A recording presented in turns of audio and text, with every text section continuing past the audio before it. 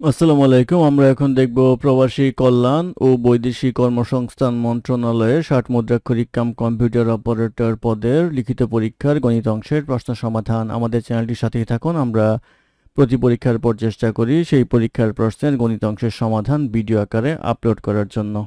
অঙ্ক শুরু হবে ১১ নম্বর অঙ্ক দিয়ে। ১১ নম্বর অঙ্কে বলা ছিল ১০ বছর পূর্বে পিতার বয়স পুত্রের বয়সের ৪ গুণ ছিল, ৪ বছর পরে পিতার বয়স পুত্রের বয়সের ২ গুণ হবে, বর্তমানে কার বয়স কত? তো আমরা হিসাব করে নিই একটা, সেটা হচ্ছে ১০ বছর পূর্বে। ধরি ১০ বছর পূর্বে পিতার বয়স ইকুয়ালস 4x, আর ১০ বছর পূর্বে পুত্রের বয়স ইকুয়ালস x। তাহলে বর্তমানে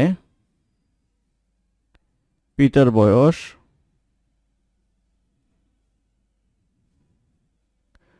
ইকুয়ালস 4x প্লাস 10, আর পুত্রের বয়স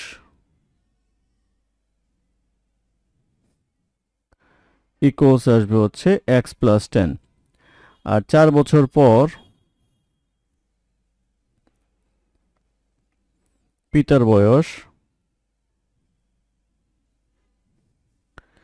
এই 4x প্লাস 10 এর সাথে 4 যোগ হবে 4x প্লাস 14, আর পুত্রের বয়স ইকুয়ালস আসবে হচ্ছে x প্লাস 14। এখন প্রশ্ন মতে বলা হচ্ছে যে ৪ বছর পর পিতার বয়স পুত্রের বয়সের দ্বিগুণ। তাহলে প্রশ্ন মতে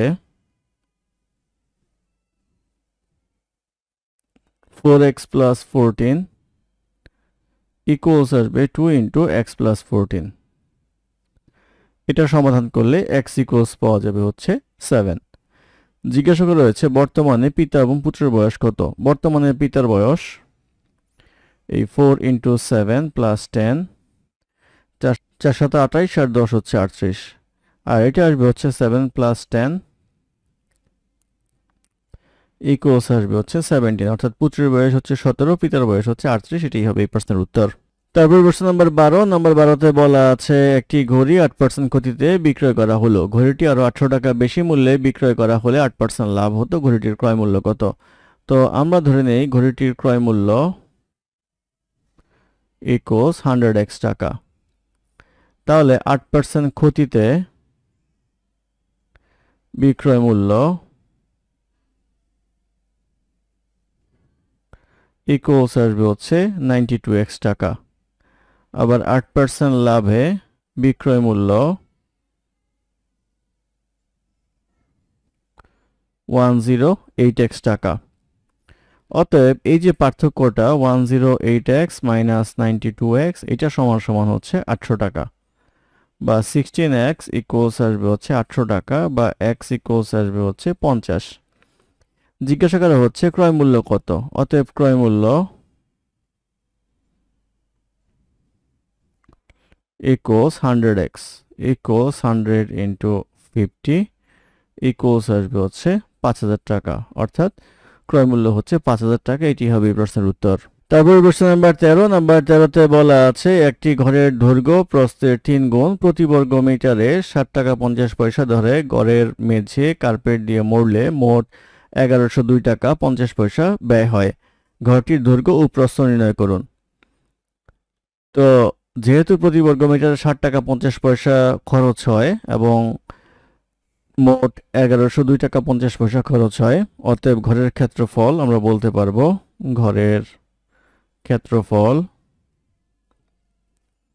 ইকুয়ালস আসবে হচ্ছে 1102 টাকা 50 পয়সা ডিভাইড বাই আসবে হচ্ছে 60 টাকা 50 পয়সা।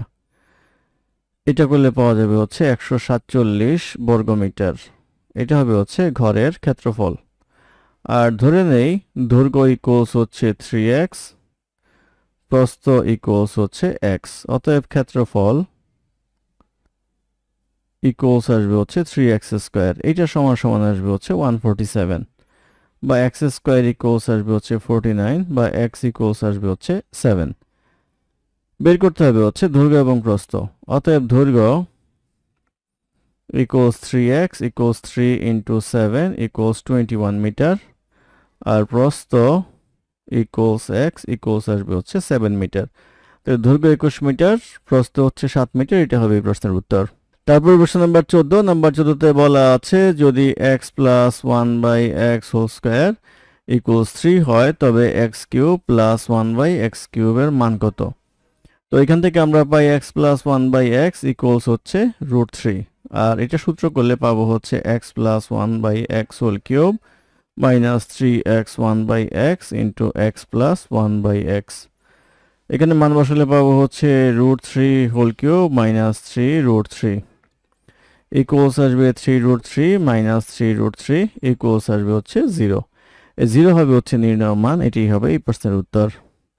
ধন্যবাদ আমাদের সাথে থাকার জন্য। আমাদের চ্যানেলটি ভালো লাগলে অবশ্যই সাবস্ক্রাইব করবেন, লাইক কমেন্ট এবং শেয়ার করবেন। অঙ্কে কোনো সমস্যা থাকলে আমাদের কমেন্টে জানাবেন, আমরা চেষ্টা করব কমেন্টে রিপ্লাই দেওয়ার জন্য। ধন্যবাদ।